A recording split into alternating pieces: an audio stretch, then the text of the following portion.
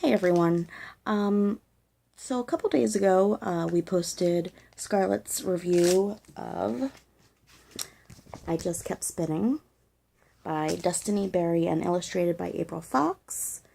And we really enjoyed this, and it's just beautiful. So I'm going to link the review to that below. But I thought I would share a few more books that we have gathered over the years about Black history and important figures in Black history. And we have more, but I decided not to include books about Martin Luther King and Rosa Parks and Ruby Bridges. Just not because they're not important, but because they're fairly well known, and a lot of the books that have been written about them are fairly well known. So I just have four picture books here dealing with other facets of Black history besides the Underground Railroad and slave times and the figures that we're all already pretty familiar with. Now, I'm not claiming to be any sort of expert on Black history. I'm not. So please feel free to share videos or sites, blogs from people of color talking about their favorite children's books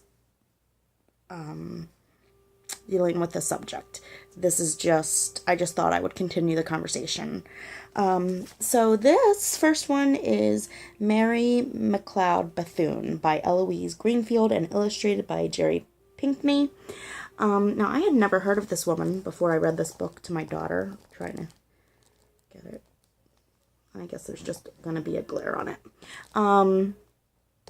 So this is a very interesting story, and it has really nice, simple black and white illustrations.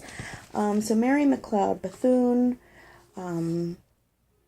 was raised like shortly after the time of slavery, and she didn't learn to read until she was around 11 years old, and she was able to finally go to school. So when she grew up, she was able to get a scholarship to go to teaching school, and she became a teacher, and then she got another scholarship, I believe to Moody Bible College. And this is an interesting and ridiculous part of her story, is that she actually wanted to be a missionary to Africa, and she couldn't because there were no openings for Black missionaries to Africa. So after that, I think she might have, I'm not sure, it's been a while since I've read it, but she went to I shouldn't say several. She went to 2 or 3 colleges on scholarship because she wouldn't have been able to afford it otherwise.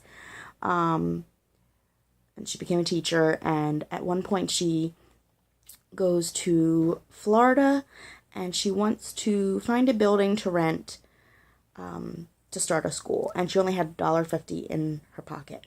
So she went around to the Black community and collected money to be able to rent a building for, I believe it was $11 or $12 a month, and that was her first school. And I don't want to say too much, but it is really interesting and a story I had never heard of before, a woman I had never heard of before, and it really, I found it to be really an amazing story.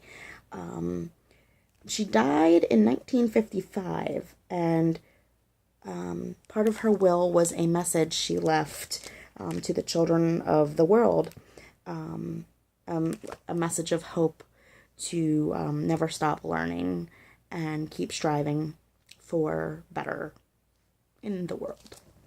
The next book I will talk about is called Tiny Stitches, The Life of Medical Pioneer Vivian Thomas by Gwendolyn Hooks. I won a copy of this through a website that does not exist anymore. I believe they just shut down, but it was called Free Book Friday, and Ms. Hooks sent this copy to me directly with a note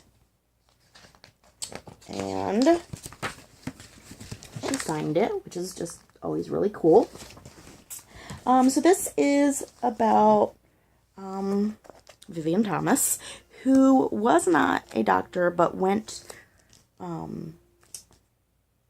he became a like medical assistant for Dr. Blaylock, who was I believe he was a surgeon. I'm sorry. I'm fairly familiar with the story, but I don't remember exact years and everything.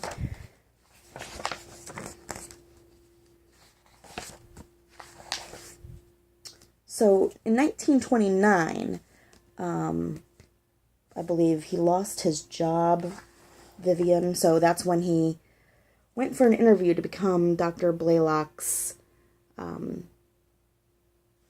surgical assistant. And basically, long story short, and this was made into a movie with, I believe, Cuba Gooding Jr.,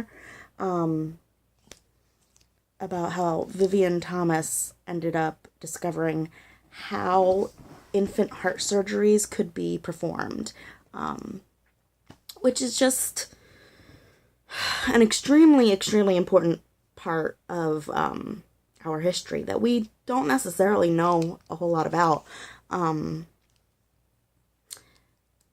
Vivian created the needles that were tiny enough to perform surgeries on newborns or very small infants with heart defects.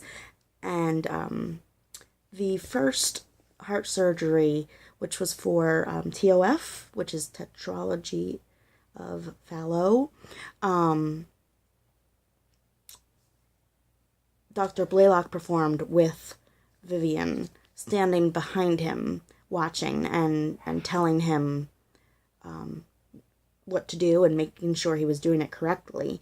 And it just amazes me that Vivian couldn't perform that surgery himself because he was black and he wasn't able to go to medical school. He did later on, he was given his doctorate, I can't remember the word, but he did not go to medical school, but because of his knowledge that he was self-taught, basically, and he learned everything himself. And now I believe,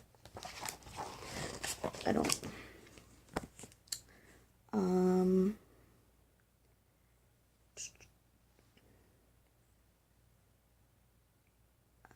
not sure if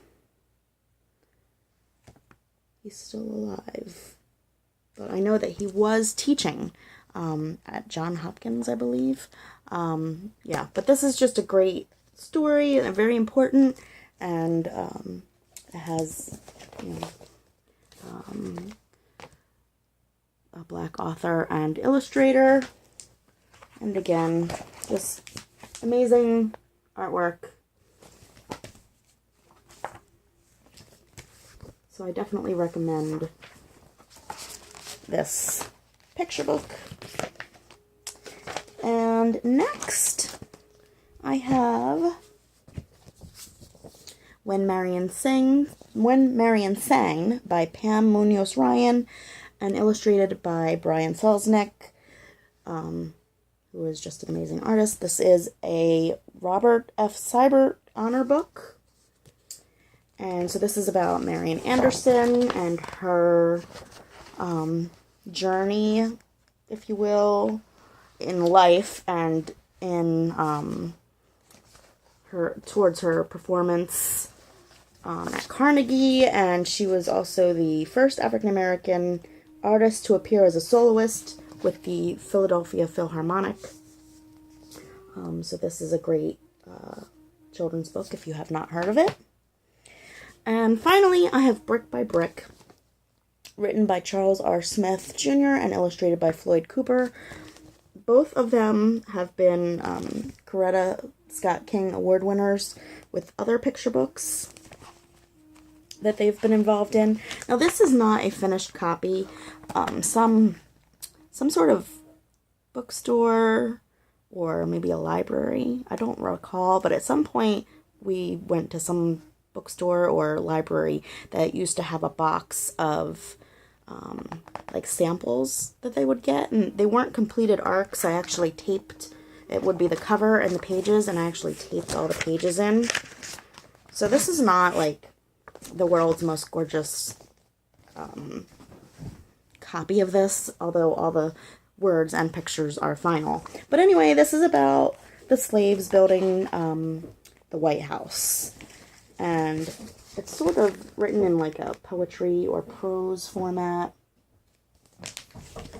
And it has a small section at the end where it goes into more detail about why the slaves were used to build the White House.